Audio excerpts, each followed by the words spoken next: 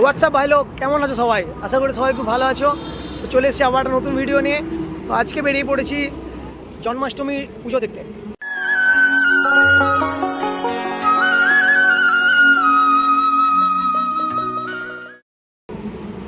হ্যাঁ, বাগনান সবথেকে বড় আমাদের এই লোকাল এরিয়ার মধ্যে জন্মাষ্টমী পুজো এবং মেলা। তো চলো তোমাদেরকে আজকে নিয়ে যাবো বাগনানে জন্মাষ্টমী পুজো দেখাতে।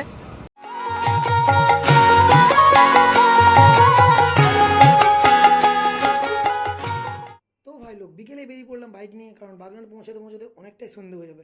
আর হ্যাঁ, তোমরা হয়তো ভাবছো আমি হেলমেট না পরেই স্টাইল মারতে মারতে বাইক চালাচ্ছি। একদমই না, আমি হেলমেট পরেছিলাম জাস্ট এই ভিডিওটা শ্যুট করার জন্য। ভিডিওটা স্কিপ না করে দেখতে থাকো, রাস্তার সুন্দর সুন্দর ভিউগুলো মিস করে যাবে। মন আমার ভাবো ঘুরে যাবে দূরে, তোকে না পেলে কেন তুই দূরে দূরে বল আকাশে। আধ ঘন্টা গাড়ি চালানোর পর আমার একটু খিদে পেয়ে গেছে, তাই দেউলিয়াতে দাঁড়ালাম। আর তোমরা সবাই জানো দেউলিয়া ফুলের বাজারের জন্য বিখ্যাত। আর এখানে ফাস্টফুডের দোকান থেকে আমি কিছু খেয়ে নেবো, দেন যাবো। চলো মিশে যাই আকাশে তোর বাতাসে, পাখ না মেলে দিন শুরু। তো এখন ক্রস করছি কোলাঘাট, আর আমার খুব ইচ্ছে করছিল শিরপাঞ্জাবে ঢোকার, কিন্তু ভাই পকেটে টাকা নেই, তো কি আর করা যাবে। বাট রাতের কোলাঘাট হাইওয়ের যে ভিউটা ভাই সেরা। আর যেতে যেতে আমার একটা গানের কথাই মনে হচ্ছিল, পথ যদি না শেষ হয় তবে কেমন হতো তুমি বলো তো। তো আমি এখন রয়েছি বাগনানের অলরেডি ব্রিজেতে, আর একটু মেবি আই গেস 1-1.5 কিলোমিটার পরেই পুজোটা আছে।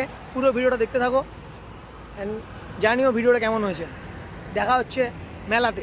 তো পুরো রাস্তাটা এনজয় করতে করতে আমরা অলমোস্ট চলে এসেছি মেলার সামনে। আর এই দেখতে পাচ্ছ সামনে পুজোর গেট। বলে দিই তোমরা কীভাবে আসবে। যারা ঘাটালের দিক থেকে বাসে করে আসবে, বাগনান বাস স্ট্যান্ডে নেমে রোড ক্রস করে পূর্ব দিকে একটুখানি হাঁটলেই ডান দিকে গেট দেখতে পেয়ে যাবে। আর যারা বাইকে করে আসবে তারা গুগল ম্যাপেতে বাগনান আশ্রম সার্চ করলেই ডাইরেক্ট পৌঁছে যাবে পুজোর ওখানে। তো চলো আমি একটা বাইকটা পার্ক করে দিই, বাইকটা পার্কিং করে তারপর যাচ্ছি পুজোর ওখানে।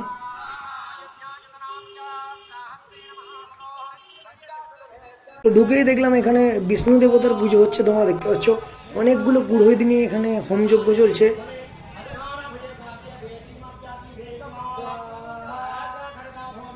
তারই সাথে কত লোক এখানে দেখতে পাচ্ছ, আর তারই সাথে আমাদের মহাদেব তাণ্ডব করছে। একটু এগোলেই তোমরা দেখতে পাবে এই বিশাল লাইট গেট। আর আমরা চলে যাবো লাইট গেটের ভেতর দিকে, একটু এগিয়ে মণ্ডপের দিকে। যেতে যেতে রাস্তার বাঁ দিক দিয়ে দেখবো এই খেলনার দোকানগুলো, বাচ্চাদের বিভিন্ন খেলনার সামগ্রী, যেগুলো তোমরা প্রতি মেলাতে দেখে থাকো কম বেশি। রাস্তাতে প্রচণ্ড ভিড় কাটাতে কাটাতে আমরা অলমোস্ট চলে এসেছি পূজা মণ্ডপের সামনে।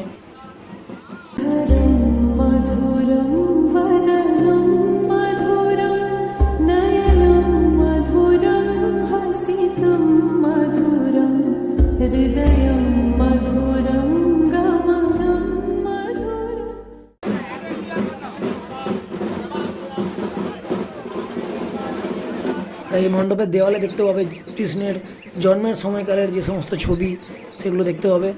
আর ভিড়টা দেখো, প্রচুর মানুষ ভিড় করেছে এখানে।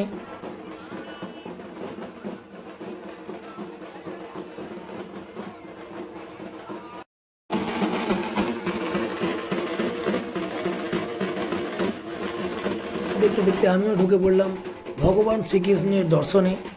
আর তোমরা দেখতে পাচ্ছ প্রচণ্ড ভিড়, আর লাইন হওয়ার জন্য দাঁড়াতে দিচ্ছিল না, এগিয়ে দিচ্ছিল আমাদেরকে। এই যে ভগবান শ্রীকৃষ্ণের আরতি চলছে। মণ্ডপের ভিতরটা খুব ভালো করে সজ্জিত করা হয়েছে, দেখতে পাচ্ছ বিভিন্ন ফুল আর কি কি, একদম বাইরে থেকে খুব একটা ভালো করে দেখা যাচ্ছিল না। আর পুরোহিত মশাইকে দেখো লিটারেলি ডান্স করতে করতে যেন আরতি করছে।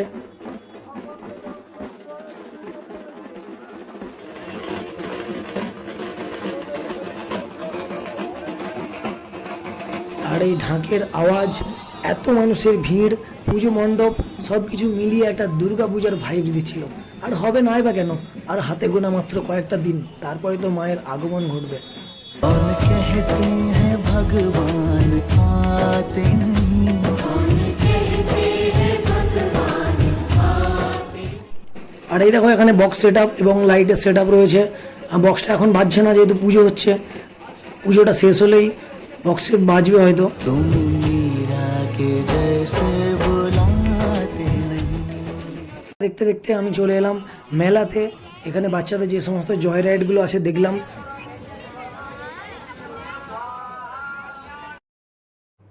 আর মেলা তো এতটা পরিমাণে ভিড় আমি ঠিক করে ভিডিও করতে পারছিলাম না।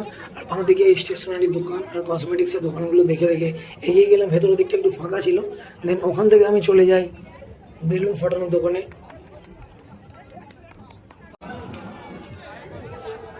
তো দেখতে পাচ্ছ আমি এখন চলে এসেছি বেলুন শুটের দোকানে। তো অনেক দাদা ভাইকে দেখছি তারা ট্রাই করছে, তো আমিও ভাবলাম একবার ট্রাই করাই যাক, কি বলো?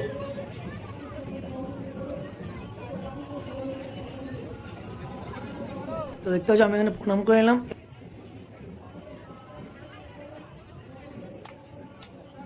জানি না ফাটলো কি ফাটলো না। তারপরে আরো 2-3বার ট্রাই করলাম, হলো না। তো দাদা বললো তোমার দ্বারা হবে না, তুমি চলে যাও। তো বেরিয়ে পড়লাম মেলা থেকে। আর ভিড়ের মধ্যে তখন ঘুরে ফিরে দেখো আমার চুলের 12টা বেজে গেছে, তাই চুলটাকে একটু সেট করে নিচ্ছি। আর আমাদের কম বেশি প্রতিটা ছেলেরই ভাই এই অভ্যেসটা থাকেই যে কারণে অকারণে আমরা চুলটা সেট আছে কিনা দেখে নিই। আর এই হলো পুজোর অনুষ্ঠান সূচি।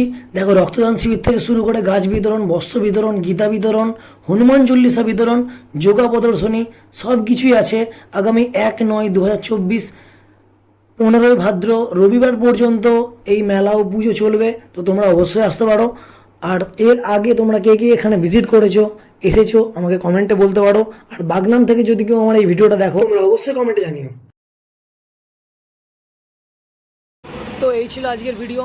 আগামী 1 তারিখ রোববার পর্যন্ত চলবে মেলাটা এখনও, তোমরা আসতে পারো। আর ভিডিওটা কেমন হয়েছে কমেন্টে বলো। দেখা হচ্ছে পরের ভিডিওতে। টাটা।